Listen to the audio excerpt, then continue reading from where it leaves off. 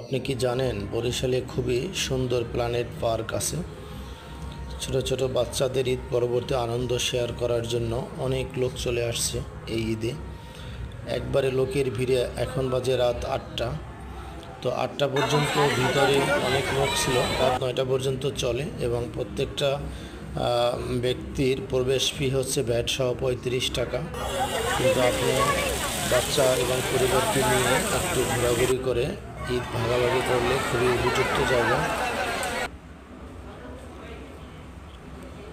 এবং অনেক লোকের ভিড় সেই বিকেল থেকে লেগে আছে রাত 9টা পর্যন্ত। আমিও আজ গেলাম বাচ্চাদেরকে নিয়ে।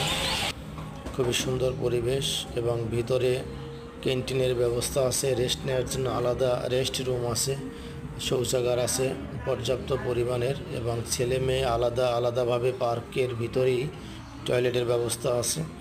আর সব দিক থেকে একটা পার্কে গেলে একটা মানুষের পার্ক এবং মেলা দুটোরই আপনি অনুভূতি পাবেন। এর ভিতরে নৌকা, তারপরে আপনার ট্রেন, ভূতের বাড়ি, অ্যালবাম, বিভিন্ন ধরনের নাগরদোলা এবং বিভিন্ন ধরনের আরও আইটেম দেওয়া আছে।